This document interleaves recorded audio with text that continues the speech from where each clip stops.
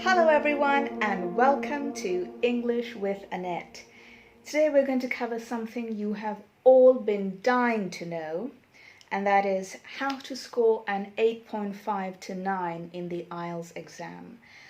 I have scored this score, an 8.5 overall, with an 8.5 in speaking, and I'm going to share just how I did that. Let's get started. What's important first is to decide whether you want to give the IELTS academic or the IELTS general exam. Two exams meant for two different purposes.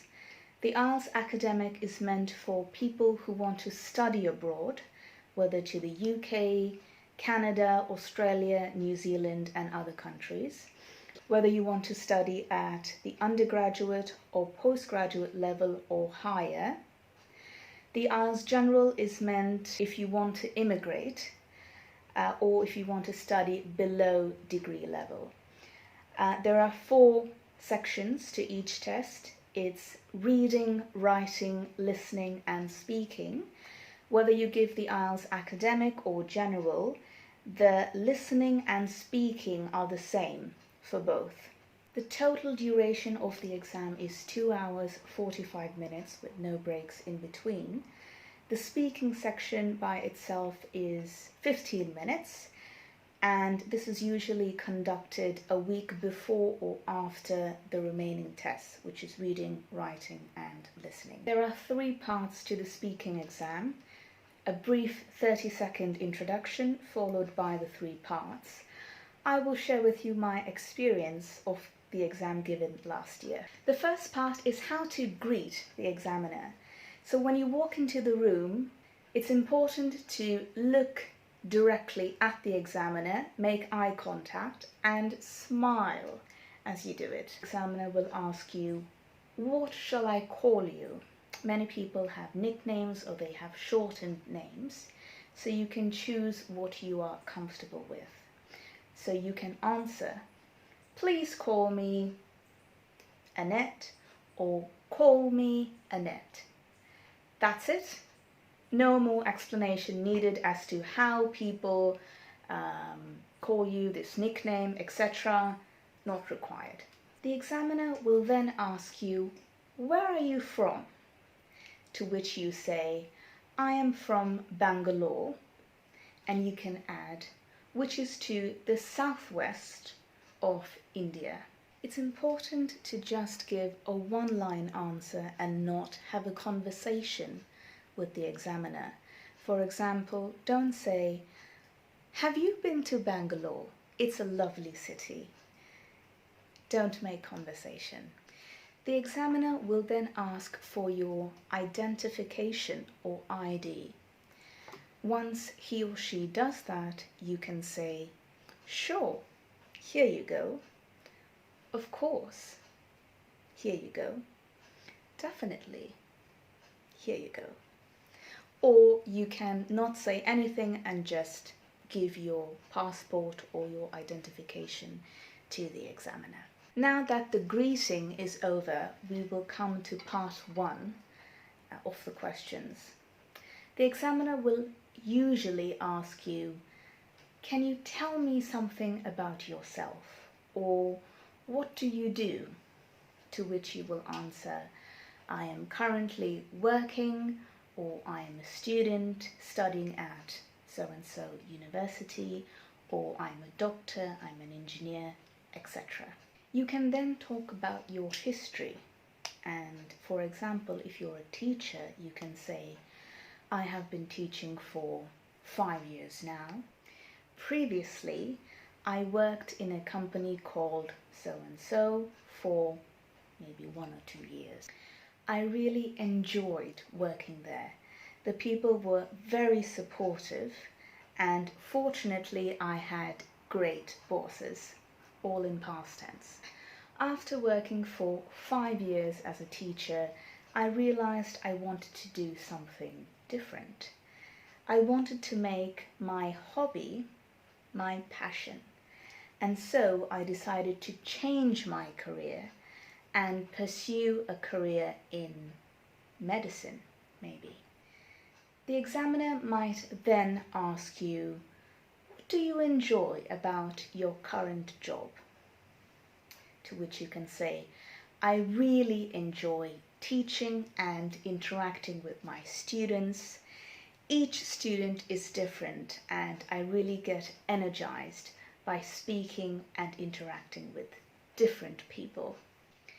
The examiner then asked me, what do you like more, your students or teaching itself? To which I answered, that's a difficult one to answer. And I paused for 3 or 4 seconds. You are allowed to pause. And I said, each student is so diverse and different. They give off different energies during the lesson. Some students are curious about where I come from, the culture of my country, my family, how I speak good English, and tips on how to get better at speaking English. The examiner then asked me, if you could do anything in the world, what would you do? To which I answered, I would definitely continue teaching. I believe I have found my passion, and it's important to smile and show that you're really enthusiastic about your job and that you love it. So don't forget to smile, don't forget to make eye contact, very important. Try and keep a list of adjectives ready that you can use in any situation. For example, it was so exciting, it was extraordinary, it was so engaging, it was so interesting, diverse, unique. You can use it for any situation to talk about your travel, your work, people, your hobbies, etc. Let's not forget the negative adjectives. It was scary, it was intimidating, tiring, exhausting.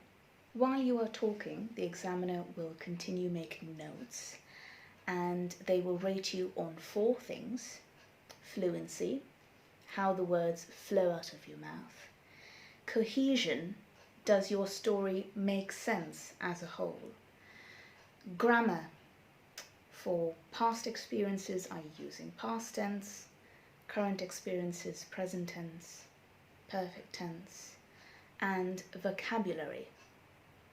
For vocabulary, learn as many adjectives as you can, what I just mentioned before. We will now come to part 2 of the speaking test.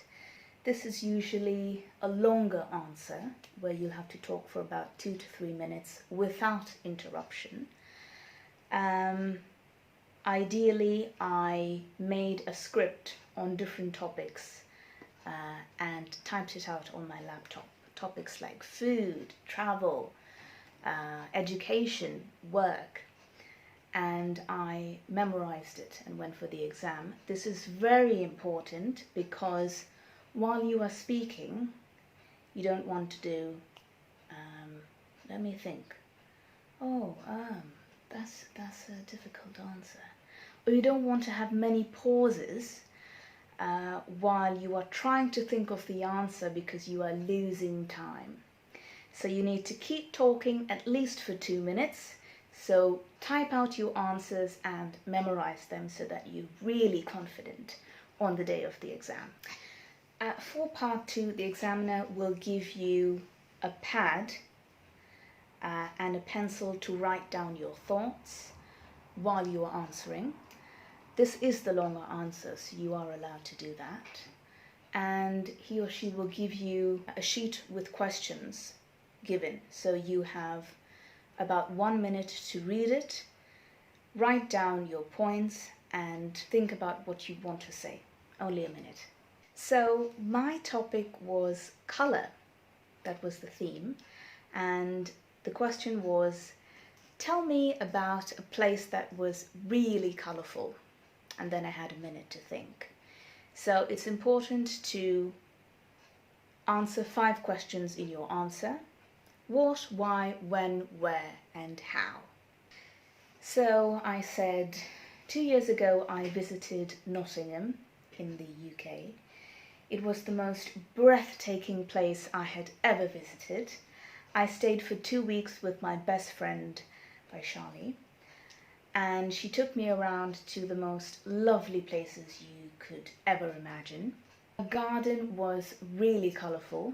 There were flowers of different types, roses, gladiolas, jasmines, pink, white, yellow. The fields were really green. I remember us driving in the car and we passed across fields with yellow flowers, and it seems that these flowers were called rapeseed flowers. Now we'll come to part 3. Part 3 was loosely based on the same theme, colour, but these questions were very general.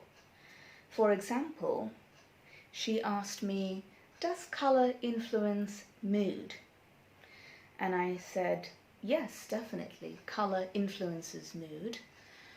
If there are bright colours, I feel excited and energetic. White, yellow, green really make me happy.